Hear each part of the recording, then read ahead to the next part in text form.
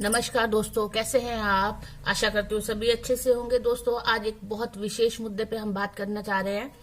उसमें है कि दान देने की प्रक्रिया क्या होनी चाहिए, दान क्यों देना चाहिए और दान देने के पीछे क्या क्या कारण है, उसके बारे में आज बात करेंगे। क्योंकि हाल ही में अभी सूर्य ग्रहण हुआ, वहां से प्रेरित होकर के ये मैं बनाने जा रही हूँ वीडियो।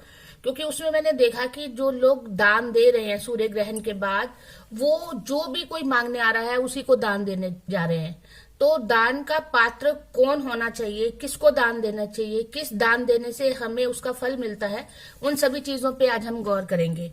सबसे पहले मेरे को दान का मीनिंग बताना पड़ेगा। दान का मीनिंग होता है देने की क्रिया। कलयुग के अंदर दान का बहुत महत्व है।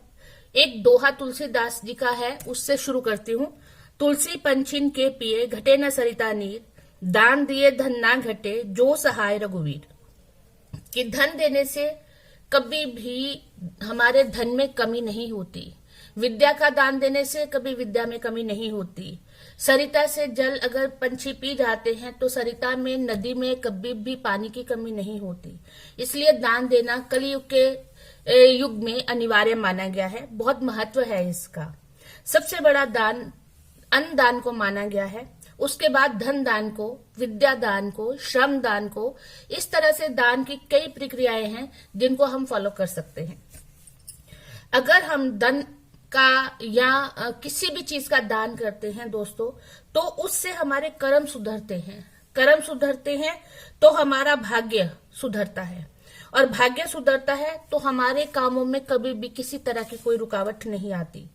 अगर दान के रूप में हम अपने पुराने ग्रंथों में देखें तो ऋषि दधीची, दानवीर करण, इनके नाम विशेष रूप से जाने जाते हैं। दान करने से दोस्तों अब क्या हमें रिजल्ट मिलते हैं। दान देने से ग्रह दोष खत्म होते हैं, नक्षत्र दोष खत्म होते हैं, पितृ दोष खत्म होते हैं, मंगल दोष खत्म होते हैं, काल सर्प दोष खत्म हो जाते हैं। और सबसे पते की बात अब जो ये जाननी जरूरी है कि दान हमें देना किसे चाहिए, उसका पात्र कौन है। सबसे पहला दान दोस्तों हमें अपने माता पिता, गुरु, दीन, अनाथ, अपंग और जो विनयी लोग होंगे, विनयी का मतलब जो नम्र लोग होंगे, जो विनम्र होंगे, उनको हमें दान देना चाहिए। दान किसे नहीं देना चाहिए।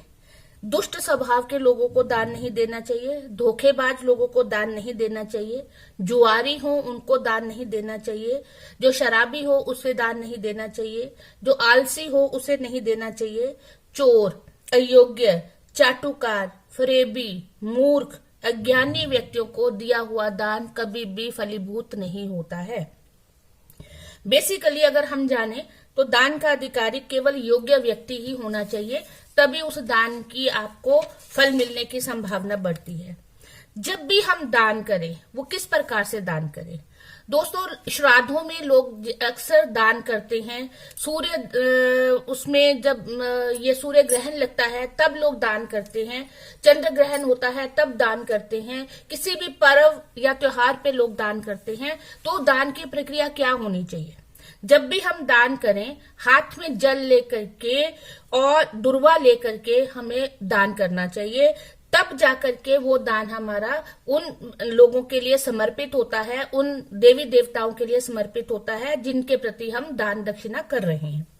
श्राद्धों में अगर दान करना चाहिए तो हाथ में काले तिल लेकर के दान करना चाहिए, तो वो हमारे पितरों तक पहुंचता है। लेकिन जब भी हम मंदिर में दान करते हैं, किसी पर्व पे, किसी त्योहार पे दान करते हैं, तो हमें हाथ में चावल लेकर के उस चीज का दान करना चाहिए। वो हमारे जो दान है देवी देवताओं तक पहुंचता है। दोस्तों, इस तरह से दान की प्रक्रिया होनी चाहिए। और आगे आने वाली कड़ी में मैं ये बताऊंगी कि किन लोगों को किस तरह का दान करना चाहिए। अगर आपको मेरी ये वीडियो पसंद आई हो तो आप मुझे शेयर कीजिए, लाइक कीजिए और सब्सक्राइब कीजिए अगर आप चैनल पर नए हैं। और अगर आप किसी भी तरह की पर्सनल क्वेरी मेरे से चाहते हैं तो आप मुझे मेरे नंबर पे कांटेक्ट कर सकते हैं। मेरा नंबर है 7988834860। Thank you and have a nice day.